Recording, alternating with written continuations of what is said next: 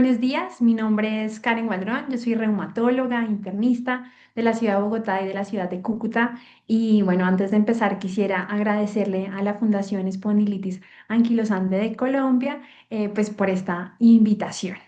Y la pregunta de la espondilartritis como algo más allá del dolor de espalda, realmente es importante porque aunque el dolor lumbar es una de las manifestaciones más conocidas de la enfermedad, la realidad es que la espondiloartritis es mucho más que eso.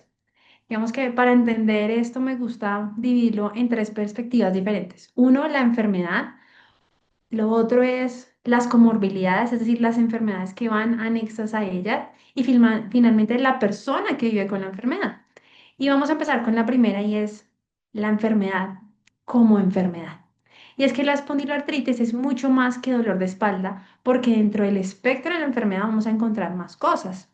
Y si bien con frecuencia pensamos que la enfermedad debe comenzar con dolor lumbar y permanecer limitado en esa región, esto puede llegar a ser un error porque la inflamación puede comprometer distintos segmentos de la columna, generando dolor no solamente en la zona baja de la espalda, sino también a nivel torácico, a nivel cervical, y esto va a depender del tipo de espondiloartritis y de las características de cada paciente. No es lo mismo que sea una mujer a que sea un hombre, o dependiendo del espectro de la enfermedad, pues podemos tener diferencias. Además de esto, el compromiso axial, que es lo que nosotros denominamos el compromiso de la columna, puede existir, pero también podemos tener otras afectaciones en otro lado, como es el compromiso articular periférico, es decir, dolor e inflamación en manos, muñecas, rodillas, tobillos y pies. Y asimismo puede presentarse inflamación en una zona que se llama la entesis, que es un sitio que une los tendones al hueso. Y eso explica algunos dolores, en especial, por ejemplo, porque algunos pacientes en horas de la mañana, los primeros pasos o los talones duelen tanto al comenzar el día. Y esto es cuando hablamos de la enfermedad en relación a huesos, articulaciones y tendones. Sin embargo, dentro de las manifestaciones de la misma enfermedad, tenemos compromisos en otros órganos, en otros dominios. Vamos a hablar, por ejemplo, del dominio ocular, donde la uveitis es la manifestación ocular más importante porque podemos presentar pérdida de visión. Y pues el ojo es un órgano fundamental no solamente para el día a día, sino también para la funcionalidad de la persona. Por eso, ojo rojo doloroso es una señal de alerta y siempre deberían consultar a urgencias de oftalmología en este contexto.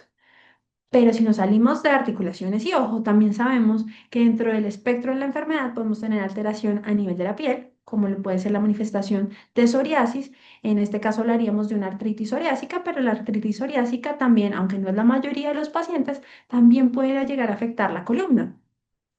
Y cuando nos vamos a otro dominio, como el tracto gastrointestinal, podemos encontrar que hay pacientes que pueden tener espondiloartritis axial y también enfermedad inflamatoria intestinal, donde vamos a encontrar la colitis ulcerativa y la enfermedad de Crohn. Y siempre es importante tener en cuenta que el dolor abdominal, la diarrea con moco y sangre de forma crónica son señales de alerta y debería comentársele al médico para mirar si hay afectación en otros dominios. Y hasta ahora hemos hablado, digamos que, de órganos puntuales. Sin embargo, hay una manifestación de la que se habla menos, pero que para muchos de los pacientes es una de las más incapacitantes, que es la fatiga. ¿Y qué pasa? La inflamación consume energía. Y creo que la forma más fácil de entenderlo es como cuando todos tenemos gripa. Todos en algún momento hemos tenido gripa. Entonces, cuando estamos con gripa nos sentimos enfermos, sí, por los moquitos y demás, pero también hay un síntoma y es que me siento con menos fuerza, con menos energía, con más cansancio. Y algo similar ocurre cuando tenemos procesos inflamatorios crónicos. Y no es que el paciente con espondiloartritis tenga todo el tiempo gripa o como si tuviera gripa, pero sí va a tener momentos donde se va a sentir con menos energía, con mayor sensación de agotamiento, donde a pesar de dormir, no está descansando y eso definitivamente afecta el trabajo, la vida familiar y las actividades cotidianas. Y es que la fatiga es tan importante que hoy en día es uno de los desenlaces que evaluamos cuando medimos la respuesta a los tratamientos que ustedes eventualmente reciben. Porque controlar la enfermedad no solamente es disminuir dolor e inflamación, también es ayudar a que la persona recupere su energía y la calidad de vida. Y la historia no termina ahí. Con eso me paso a la segunda esfera o la segunda razón por la cual la espondiloartritis es mucho más que dolor de espalda y son las comorbilidades o las complicaciones. Y es que la enfermedad no siempre va sola. Vamos a hablar de la primera y es una condición que encontramos con frecuencia en los pacientes con espondiloartritis, es la fibromialgia. Y la fibromialgia es una enfermedad que se caracteriza por una sensibilización al dolor. Y eso significa que estímulos que normalmente no son dolorosos se vuelven dolorosos para el sistema nervioso. Por eso una persona puede tener dolor, cansancio, limitación funcional, incluso cuando la enfermedad esté controlada, y eso pasa con frecuencia. El médico me dijo que todo iba bien, pero yo no me siento bien. También digamos que sabemos que la enfermedad crónica aumenta el riesgo cardiovascular. Por eso, así haya inflamación en las articulaciones, el cuerpo no distingue, solo inflamemos acá, sino que está inflamado de forma global. Y eso también puede impactar la calidad de los vasos sanguíneos y favorecer la aparición de enfermedad cardiovascular, infartos a nivel coronario o infartos a nivel cerebral. Por eso, es tan importante controlar otros factores como el peso, la presión arterial, el colesterol, el tabaquismo y el sedentarismo. Hacen parte de un manejo integral de estas enfermedades. Hay otra comorbilidad que suele ser importante y que la gente pasa desapercibida y es la osteoporosis, porque la osteoporosis no duele, pero va debilitando la calidad del hueso y aumenta el hueso de fracturas. Por eso la osteoporosis duele cuando se da la peor manifestación y es que se fracture un paciente. Y esto pues ya es una complicación y es una manifestación avanzada de la enfermedad, pero también hace parte de esto. Y cuando hablamos de otras comorbilidades, a esto le debemos sumar la artrosis. Entonces, la artrosis es el desgaste de las articulaciones. Y la realidad es que cualquier articulación que ha permanecido inflamada durante años envejece más rápido. Y como consecuencia puede pasar que empecemos a notar características diferentes del dolor. Entonces, ¿qué le importa al paciente? Que el paciente está sintiendo dolor, pero el dolor puede venir de distintas causas. Entonces, ese dolor que era inflamatorio, es decir, un dolor que es más en la mañana, cuando me quedo quieto, que mejora con los movimientos, pareciera estar bien controlado, pero aparece un nuevo dolor que es peor cuando me muevo. Es un dolor que es peor en horas de la tarde y que mejora con el reposo. Entonces, ya para el paciente tengo dolor, pero hay que empezar a diferenciar en qué momento estoy teniendo dolor. Y por eso uno de los grandes desafíos es poder entender qué está causando el dolor en cada momento en el que el paciente consulta, porque puede ser la espondiloartritis, la fibromialgia, la artrosis, y esto sin tener en cuenta que hay otras enfermedades, como tener, por ejemplo, una hernia discal. E incluso todas pueden estar mal en un mismo momento. Entonces, al tener múltiples causas que pueden explicar un dolor, que es el síntoma que es el dolor, una de las herramientas que para mí me parece súper útil es que lleven un diario del dolor. Entonces, anotar qué duele, cuándo duele, qué lo mejora, qué lo empeora, de 0 a 10 qué tanto, porque eso les permite a ustedes y a nosotros como médicos poder establecer patrones. Y es, ok, esto parece más inflamatorio o más mecánico, o mira, parece que vamos bien de la espalda, pero de las manitos nos falta un poquito y con eso poder ajustar tratamientos. Y cuando vivimos con dolor durante años, a veces también pasa que dejamos de notar los cambios y se vuelve difícil de diferenciar qué está pasando. Identificar los días buenos, los días malos y los días regulares nos permite reconocer que hay múltiples causas que están contribuyendo a ese mismo síntoma y poder abordarlos desde cada una de esas causas.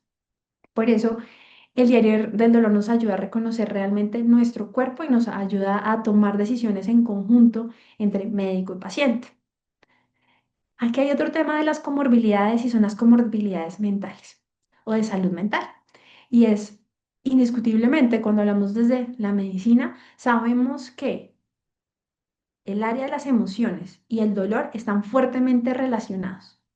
Por eso es entendible y esperable que si una persona tiene dolor mal controlado por un tiempo que es importante para el paciente, pueda tener depresión y ansiedad.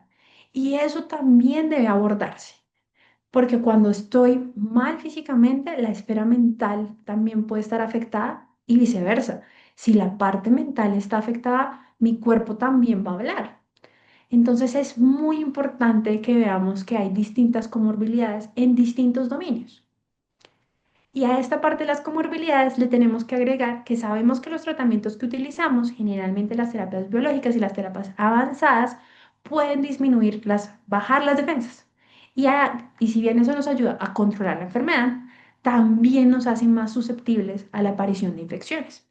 Y dependiendo de la molécula que estemos utilizando, es probable que nos vayan a importar más infecciones bacterianas, como la tuberculosis, o que nos importen más infecciones virales, como el herpes zóster, o infecciones fúngicas, como la cándida. Pero eso va a depender, digamos que de la terapia.